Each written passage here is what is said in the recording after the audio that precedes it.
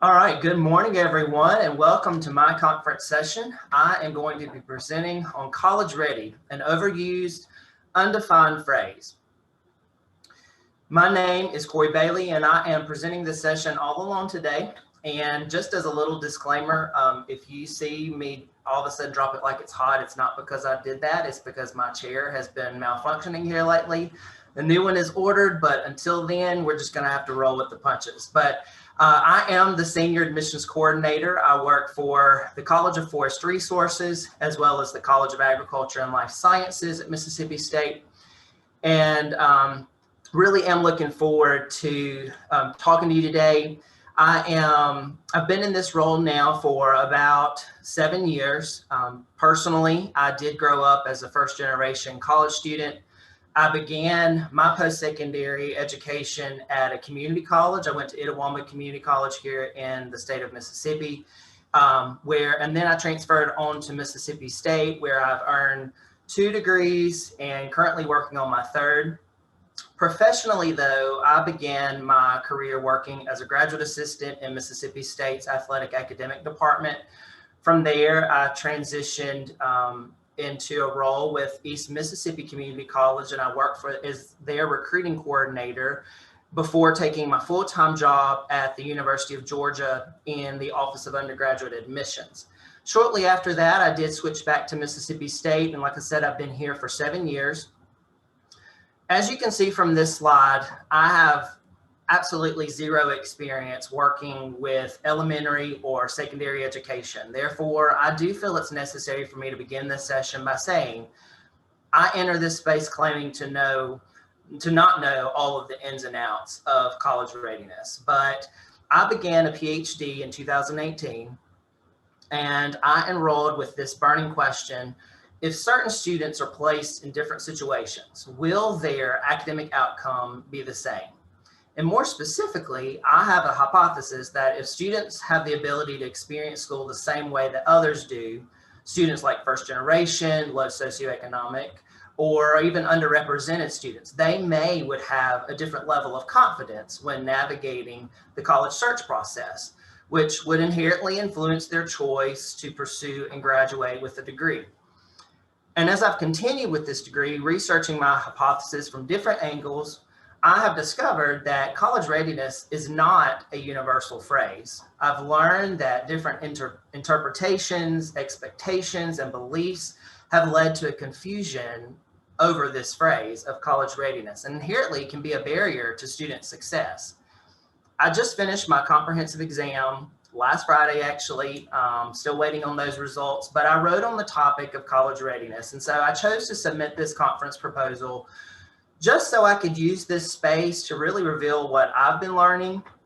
And some of this certainly may not be anything new to you. Some of it actually may just be a quick brush.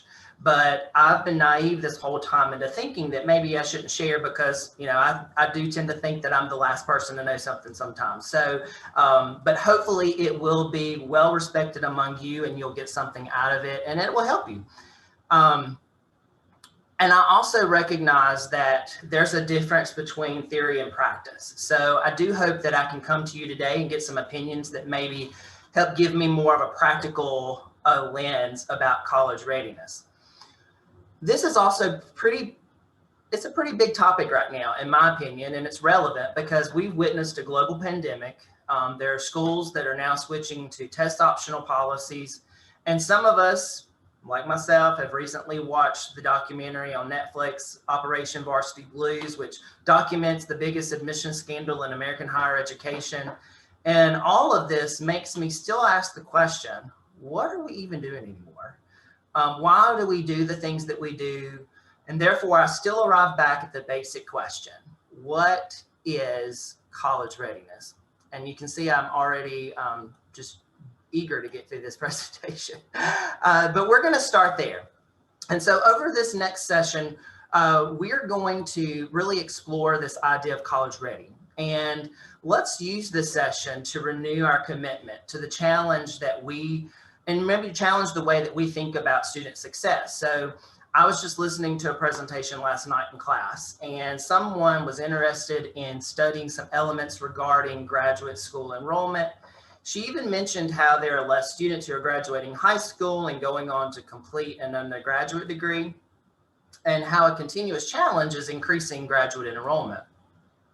My first reaction, though, was, well, why are they not graduating? And or why are they not going on to college? And maybe the real problem is a core issue of not being college ready from the beginning. Who knows? If they were college ready, maybe there would be more who would graduate from high school. Maybe they would feel more confident about matriculating on to college and would persist to college graduation. All of this is speculation right now. I recognize that, but it does make me go back to the thought of maybe that means we need to go back to square one and rethink about why we do the things we do. Why are we running the programs that we do? And if it doesn't serve the purpose of preparing students for success, however that may look for them, we should critique it, and we should seek to improve our practices. So over this next section, you can see we're going to really kind of think about how different stakeholders use the words college ready. We're going to look at a brief history from my lens, look at some different definitions of the word college readiness, and then I'll kind of go into some different perspectives from a case study that I performed over the last fall. We'll talk about that idea behind theory versus practice, and then go through a few slides that talk about some of the barriers that we may face when trying to prepare students for college. All right, so I want to encourage you to use the Q&A feature for a second. I know that we're virtual, but I still want to know who's watching. So if you will, let me know your location. Where are you from? What schools do you represent? And I'd also like to know your title. And this is not just something I'm doing in vain. I think that college readiness looks different depending on what stakeholder is represented today, whether you're on the secondary side, the post-secondary side, whether you're in a community-based organization. So if you would just take a second and let me know those things, and that will help me kind of just know who's in the room today and where we have representatives. And as I navigate this session, like I said, I do know that we have different stakeholders in the group. So thank you all so much. This is wonderful. Okay, we've got a lot of people here on the post-secondary side, higher education. Wonderful, wonderful. Okay, this is going to be a great session. So I'm so excited to have you here. Okay, so what does college mean to you? And so keeping your fingers hot on that Q&A section, and I will try to watch this. I am doing this by myself, so I'll try to keep up. But what does college ready mean to you? And I'm specifically asking right now, like, if you are on the P12 side, for example, what does that look like for you? And I'll just take a quick second to look through that.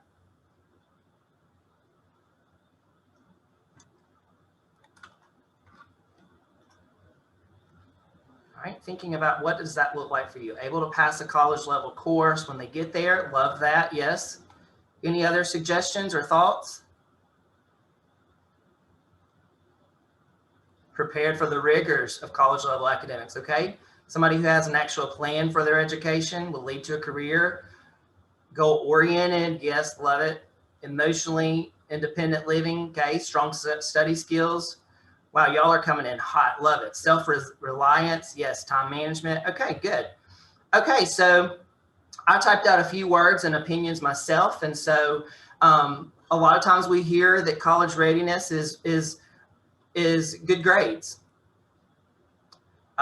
We also hear about good test scores. That's a popular one. Thinking about their curriculum, so honors courses, dual enrollment courses, any way that they've maximized that curriculum. Taking AP courses, that's also something that sometimes we attribute to college readiness. Some would say that they finished high school. Whenever I ask a group of students, for example, what does college readiness mean to you? That's kind of one of their immediate go-tos as well. I finished high school, so I must be ready for college. The other one is, and this could be debatable, whether they are ranked within their class structure. Some would say, and some of you have already said, those study skills, that they've achieved those study skills in high school and they're ready for studying later on. Some of you have already alluded to this fact of the independent nature, that they're an independent student, that they can live on their own, they can manage, waking up to an alarm to go to an 8 o'clock class. They can work through time management, figuring out when to study, when to balance life. Being that independent student is important. This is a big one. Some say that college readiness, you're ready for college when you can finally afford it. Well, that would be like me saying you shouldn't have kids until you can afford it. Who knows when that time may be, but that's something that can also be attributed to some people's minds about college readiness. Some of you have definitely already said this, like the no need for remediation. So you can immediately go into college taking those credit-bearing courses. That you know your major. Some would say don't go to college until you know exactly what you want to do and what the purpose is of going to college. So that's something that's also been discussed. And then the critical thinking piece. So I just typed these out just to give us a quick reference. And certainly we will touch on these as we go throughout the presentation. But I want to start off by telling us a little bit about the history. And I will be the first to tell you, I am not a history major. I am not a history scholar. I'm not a historian. But and through my research and looking at presentations over the last 2-3 years since I started this process, I've really come to know that there are some key elements throughout history that have shaped the way that we think about college readiness. And one thing I've also noticed is that college readiness, that term, hasn't really been emphasized in history records as much as you would think. So I'm having to really kind of dive in and see what I think has attributed to our current meanings of college readiness. So starting back with Harvard University, the first university, there was not a formal admissions process. That meant that the university, there wasn't a system in place to determine how the decision was to be made and who could get in and who was not absolutely invited in. So in fact, the admissions criteria was not even published during this time. And so that meant that the university president was in charge of the gatekeeping and making that decision of who was going to be offered an admission. And that meant that this was also a very subjective process. So the decision was apparently modeled or influenced by English universities, whereby students were interviewed and they were tested on such things as religion, their moral conduct, the ability to read and understand classical authors, and they were expected to be proficient in Latin and Greek. So there was this idea that a uniform curriculum was necessary in order to prove your readiness for college. And then shifting to the 19th century, enrollment began to increase and the process for admission began to evolve. There were P-12 stakeholders who were attempting to prepare students based on the university curriculum standard, but then some institutions felt like there needed to be more useful courses. So getting away from maybe the humanities, this foreign language, the religion, all that, but then kind of going more into useful courses that could be applied to potential careers. And this shift in philosophy, there was a natural increase in enrollment. Farmers at that time wanted their sons to go to college and escape the farm and have the chance at an education, something that they didn't have access to. But this spike in enrollment meant that institutions were now needing to create better policies to manage the caseload and to make it to where decisions were not falling on one person, but rather on a committee.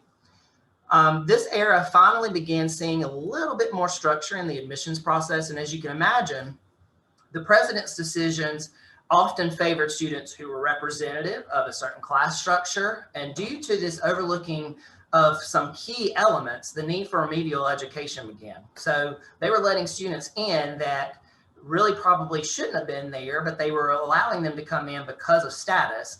And well, when they get into your arena, now we've got to figure out a way to keep them here. We found out that they need remediation. So that's where that started.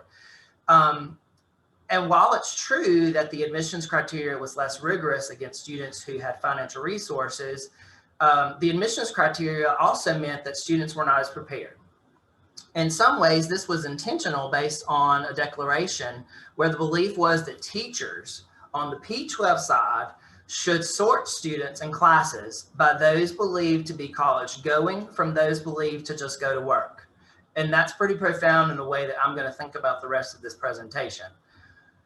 Moving into the 20th century, the Committee of College Entrance Requirements, what we now know as the College Board, was formed to create a more formalized admissions criteria and create some standardization. As World War I began, there was an aptitude test that was created to decide who should bear the responsibility of serving as military leaders versus those who should be fighting. And this was perceived as an intelligence test that was the baseline for creating the SAT in 1926. And as we know, the standardized tests have now been center of controversy for quite some time, but they have been a part of admissions criteria and have been heavily debated over what they actually test and the accuracy of these said tests. Also, in the same ways that, doctors improve their practices and that the whole practice of medicine has evolved over time, we have to kind of ask ourselves, how much has this standardized testing procedure, how much has that changed over the years? And so if it hasn't really evolved as, say, other areas, maybe that's a red flag. And maybe it is not quite as justifiable for the term of figuring out who is college ready. But I'll digress. Now that colleges can be selective by enforcing an intelligence test and creating a standardized tool for testing college readiness among a high volume of applicants. And from this stage, the selective admissions was emerging, but not for the most purest of reasons. See, there are white Protestant families who were nervous about the influx of enrollment among Jews and other religious and ethnic minority groups who could rival their enrollment. So the selective admissions process was used to reduce friction among the student body by managing access. As a transfer student, I think this is also significant that the community college emerged during this time, and it was a refuge for students who maybe didn't want to go to 4-year. They wanted to have a 2-year trade, go right into the workplace. But it was also a refuge for students who maybe were not admitted into the selective universities. So while they were working on some credit, trying to get some remediation, trying to get prepared for that transition, they may look at the 4-year or the 2-year college. And when thinking about college readiness, I know we're looking at the meaning behind college readiness, but it's also hard not to think about college readiness and think about two significant policies that have really also contributed to this idea behind college readiness. And the first being the National Defense Education Act of 1958. It was pretty significant because this is right after the launch of Sputnik, and the U.S. felt rivaled, as if we were not producing quality graduates anymore to maintain a global footprint in academia or in science.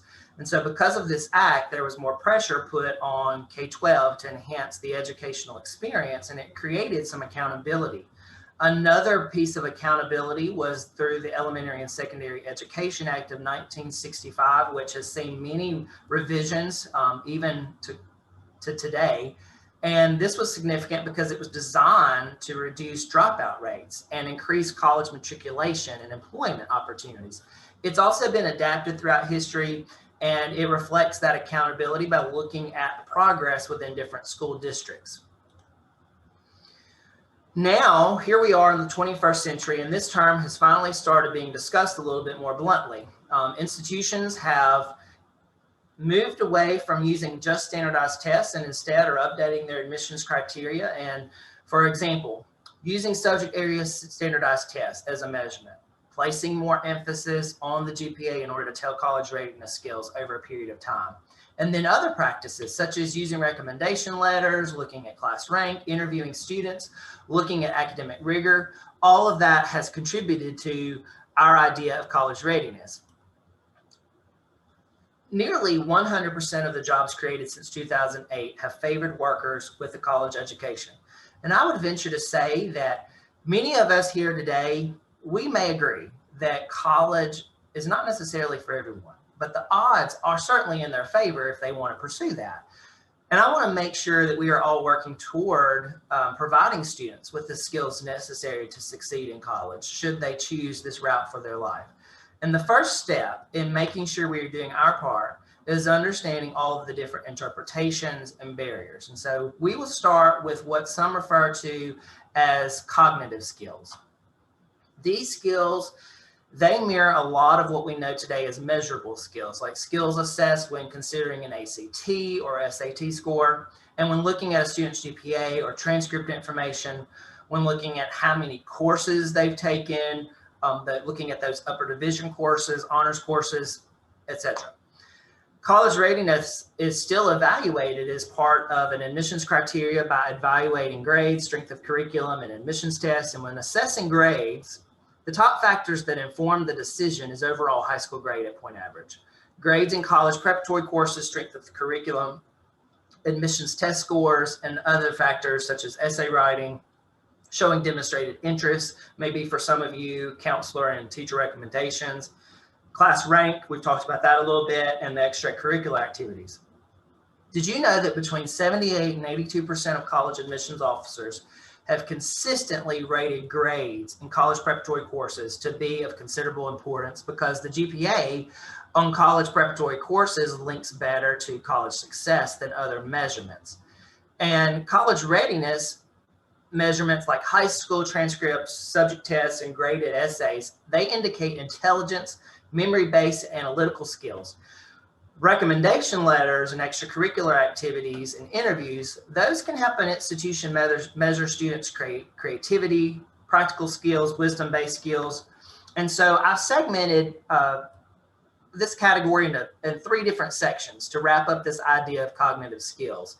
First, cognitive skills have in some ways been associated with the ability for high school students to develop 4 key skills: core academic skills, non-cognitive skills, which we're going to talk about here in a little bit, behavioral skills, and college knowledge skills.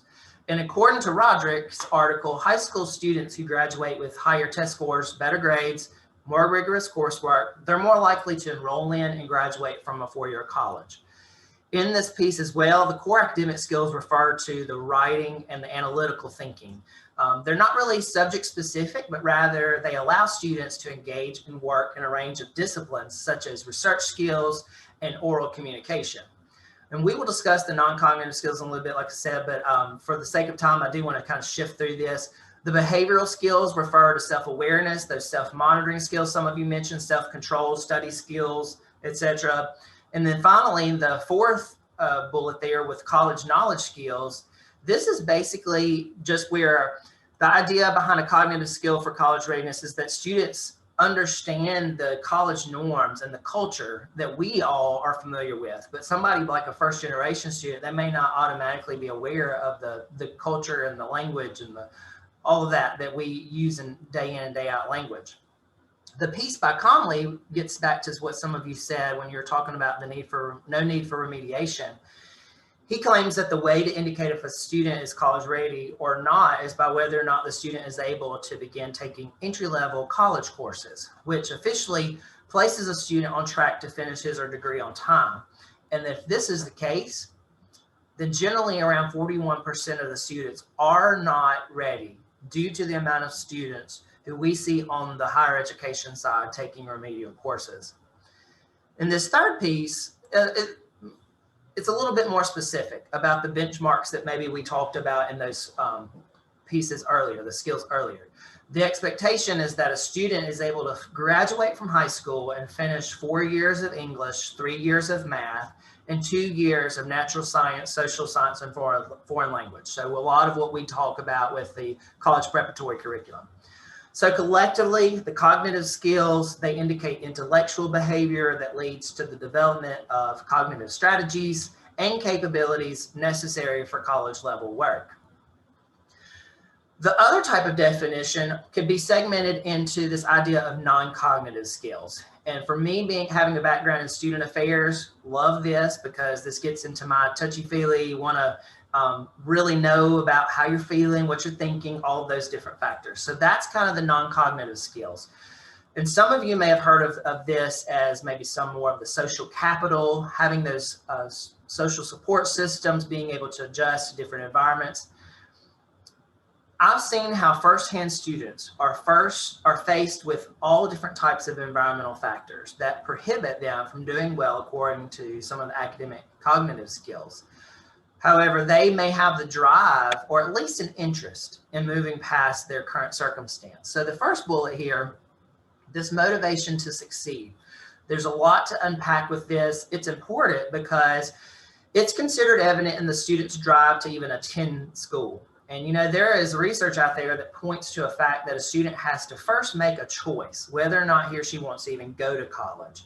And in some cases, this decision is beginning to be explored by the student as early as 7th or 8th grade.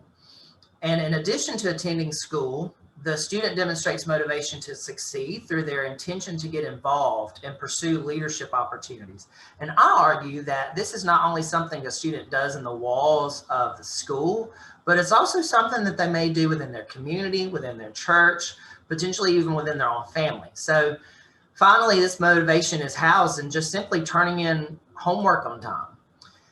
But one final point that I thought was interesting as I kind of looked through this lens is this idea of hidden disabilities can also impact a student's non-cognitive skills. So those learning disabilities, hidden disabilities that may be indicative of their mental health, all of that would be kind of silent. And sadly, some of these types of disabilities are often overlooked and passed off as the student being lazy or not wanting to contribute. They're, just unfocused altogether. And that may not necessarily always be the case. What I find interesting about this piece by Rosenbaum is that when one of the steps are missed in the motivation to succeed, it sometimes is linked to the lack of understanding within the college culture. So if a student, especially first generation, does not understand the importance of getting involved, does not understand the incentive or the why they should be turning in homework, the why they should be going to class in the first place, the why they should be performing well. If they don't understand that culture and don't understand the big picture, and if they haven't really seen that or experienced that, then they may have be less likely to have that motivation because they just don't understand the why. The second bullet here, the ability to adjust, set goals, and participation in community projects. Its focus on the pieces is focused on community college students, but I do think there's some application to be said here in the secondary realm as well. So first, a student needs to feel as if they are integrated or a part of the environment. And how many of us would walk into an uncomfortable environment and be able to adjust in order to perform at our best? I'm a musician, play piano, and growing up learning how to play, if I had a recital or something like that, it didn't matter how many times I practiced. Being placed in a new environment with new eyes, new opinions, new judgments, it was nerve-wracking. And so, it can be hard to perform at our best when we're put into different situations. And so sometimes the non-cognitive skills are simply just the ability for a student to adjust to a new environment. And when it comes to setting goals, this is also important. So I was recently asked on my campus what student success meant to me, and there were other faculty and staff in the meeting. And would you believe I was the only person that spoke up and said, well, it doesn't really matter what I think is student success, because my job is to find out what students' goals are. What does student success mean for them? And I need to adapt my practice to helping that student reach their goals. So, and sometimes that's part of my guidance may be helping them set the goal, making them aware of what a goal should be, setting that, and then helping them achieve that goal. And then the third part of this, we've already talked about the involvement piece. So not only getting involved in school, but also getting involved in community projects. The last part of the non-cognitive related skills is this influence of social support on college readiness. And this can come through the involvement of parents and family, but we already know that some students may have a different familial structure. How we always hear about how students spend more time with school officials than they do at home. Well, this is where this comes into play. Regardless of what the familial system may look like, the school actors play just as big a role in providing social support, if not a bigger role.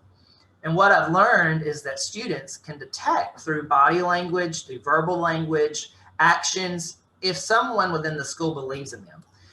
And I had not thought about this, but as I've read through some of this even more, I got to thinking back to my own high school experience.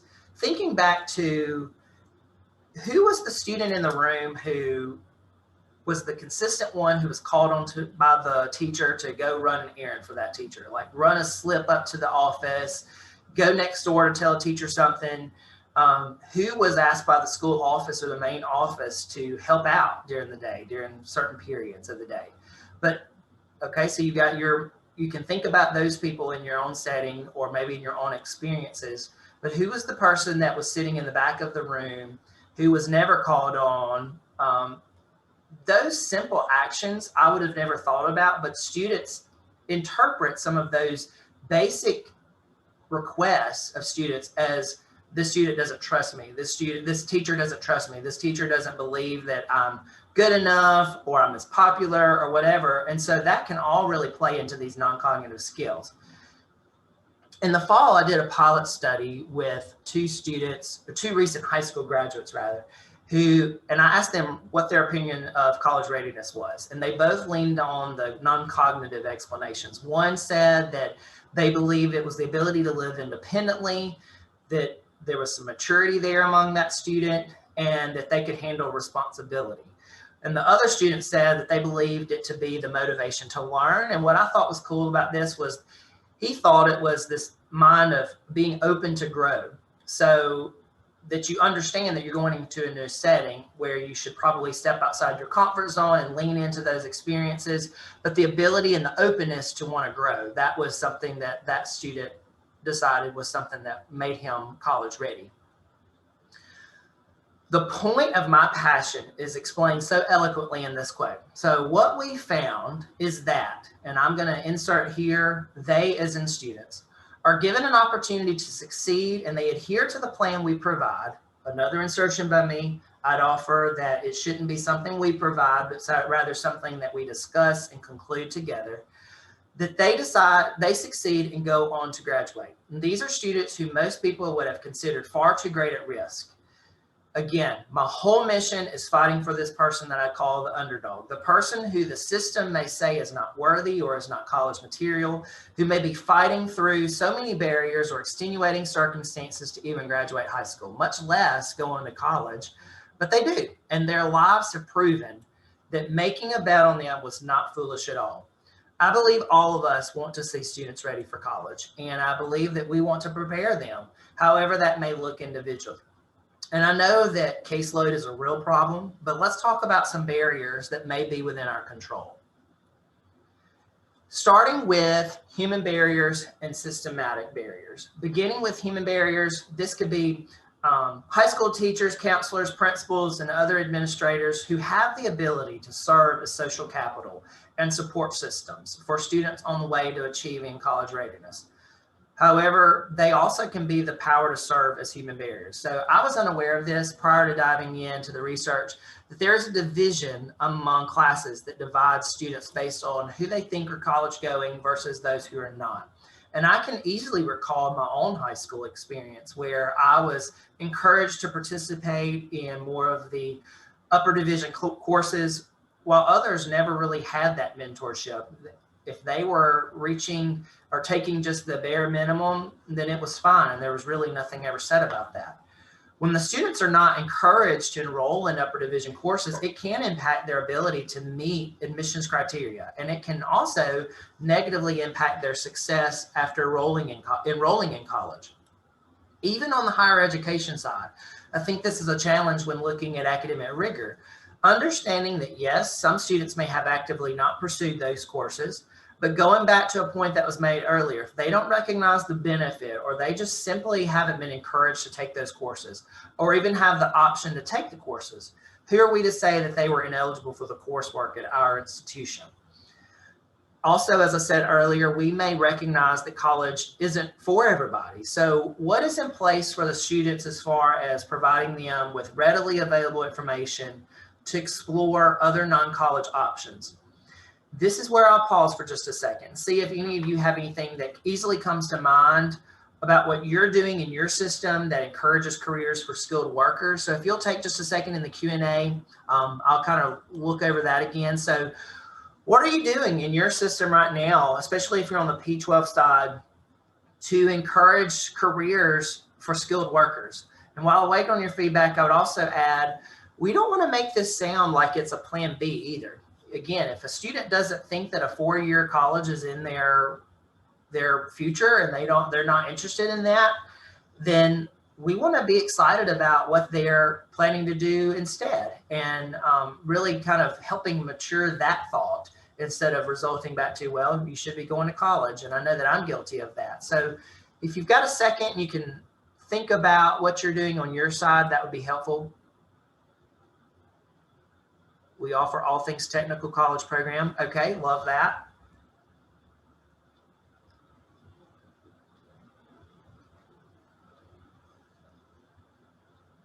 Any others?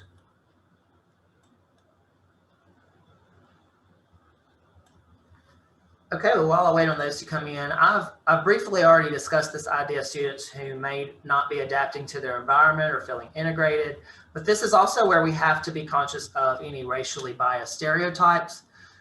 We have to attune ourselves to get to know our student body and their intersectional identities and understand the range of differences.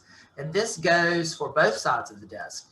Another set of barriers that I'd like to discuss are the inherent systematic barriers. And I won't beat a dead horse, but just like how history proved the beginning nature of standardized testing, it is set up to serve the privileged. Let's face it. Some students have resources to prepare for these exams that other students would never even be able to dream about. And not to mention the instruction is not the same across the country. So how in the world can one exam accurately test every student equally? Another barrier I've learned is this idea of blame shifting. High schools may say, oh, the admissions offices aren't letting us know what they want. Or the colleges may say, these students from XYZ school are not receiving what they need. Well, what I've learned is that there is a great opportunity for partnerships, collectively working together to build initiatives. And so here's where I also want to ask you, do you have any examples of where you've worked as a partner?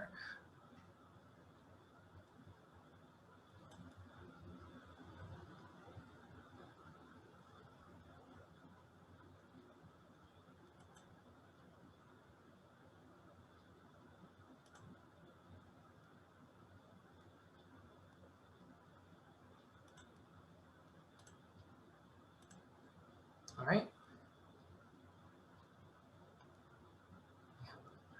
I have a CTE program with a lot of options, some of which have training programs that aren't bachelor's degree training: automotive, culinary arts, information technology, construction. Got it. Okay, we have a disability services counselor from Technical College speak at our school. Great way to partner there, absolutely. One of the pieces that I also read was this partnership regarding where a college used a practicum experience for students to be able to come into the high schools. So it was kind of resourceful in low budget times, I understand. So being able to use students who are in a practicum course to come in and give some of those college knowledge skills. So being able to just kind of help with the norming and helping students understand the culture and the knowledge and the language and all of that. Good. Something else I've started to conclude as a systematic barrier is this grade inflation. So I've seen it where students struggle because of the less standardization of grading, and it seems to negatively impact their confidence level when transitioning to college because they have a false sense of ability and they may misjudge their need for developing study skills when they get to college and struggle to get on track. I also see this with students who transfer who may have been in Phi Theta Kappa at the community college level. They are certainly there with the intellectual ability, but sometimes they've been groomed so well on the community college side to where it's like when they get to a new pond with other fish, it's like, ugh, you know, it can be a little crippling sometimes because they haven't experienced a little bit of dose of reality sometimes. So that's something that could also be a systematic barrier that we just need to be aware of. Throughout my research, I've enjoyed learning about this comprehensive model by Arnold, Blue, and Armstrong. And it's a comprehensive college readiness model called the ecological model of college readiness. And it's grounded in a human development theory by Uri Bronfenbrenner. And it represents an integrative model that shows all of the potential environmental factors that influence a student's ability to become college ready. Students don't necessarily work through the layers in a linear way. Instead, they may face different ecosystems at various points. So this model consists of 5 layers or ecosystems and is the most current comprehensive model. And so without getting too deep in the weeds, I'd like to explain how these layers are defined. So the ecological model of college readiness incorporates the cognitive and non-cognitive skills that we've already discussed. And it starts with the individual. So everything's kind of surrounding the individual, who may have a lot of intersectional identities affiliated with race, age, gender, socioeconomic status, blended with different levels of their motivation, their self-efficacy, and aspirations. And there isn't a one-size-fits-all to every student that we have or who we meet, but each layer may impact different students along their way to matriculating onto college. The first layer is the microsystem, and it includes the people, places, objects, symbols that are directly in association with the student. And then the next layer is the exosystem. The exosystem, or the mesosystem. The mesosystem is an overlapping connections with relationships with the first layer. So you've got your people, the places, but the relationship between those people and the individual kind of serves as that second layer of the mesosystem. The exosystem, it's an environmental component which the individual is affected by events outside of their immediate control. So a student does not have any say-so over the curriculum. They have no say-so over politics around them, anything school reform-wise, but they're still inherently affected by those types of policies. So that would be the exosystem. The macro system, that represents the different social stratification, that kind of looks at the culture and ideology that shape social structures.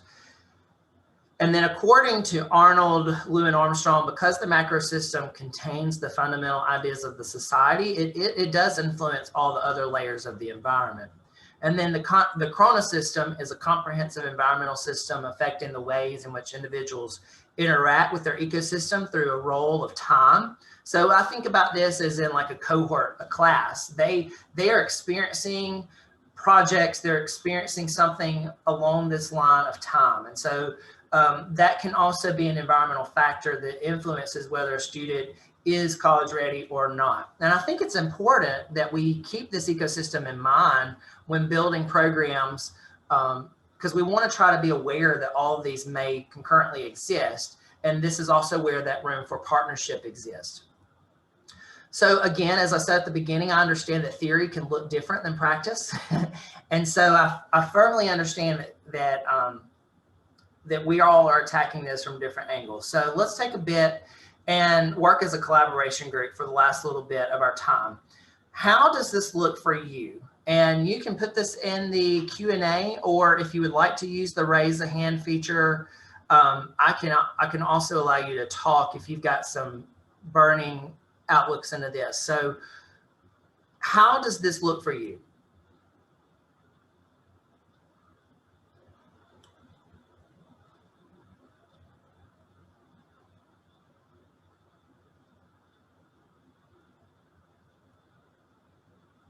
Okay, we have a 2-year college side within our 4-year university that has a career pathways.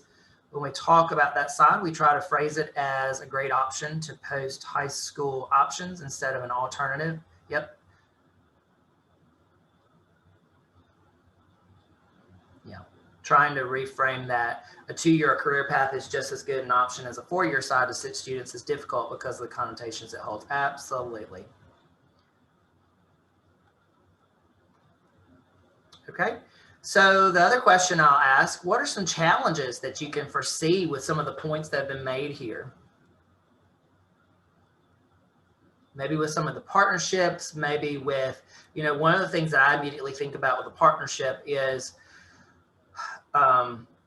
like lack of funding sometimes, or maybe the lack of incentive. Maybe you're looking for faculty or staff to help out with something on the higher education side that's not necessarily part of their job description. And how quickly do we get reminded that that's not my job sometimes. And so that could definitely be a struggle or a challenge, especially when everybody aren't coming to the table with the same passion about helping the student.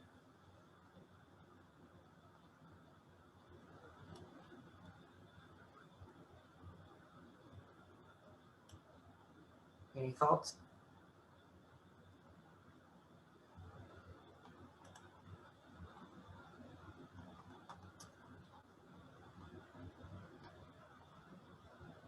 Exploring and respecting value differences while making sure that students understand their options and aren't prematurely closing doors. Absolutely. I think that is so important because, again, if students are shaping their opinions by the 7th or 8th grade, that's kind of part of how I've gotten into this type of work, is because I recognize that students may have these environmental factors that influences their decision. And so if they go into the 9th or 10th grade already having a closed door in mind, they may not strive for the best because this is not even an opportunity that could be a reality for them. So I recognize that we're almost out of time. So just as a wrap up, if you would like to ask me any questions or follow up, feel free to let me know. I'll be more than happy to continue this conversation. And I hope that at least that you've received something out of this today that could be useful or informative, or just as a reminder for you. So thank you for attending today, and I look forward to further chats.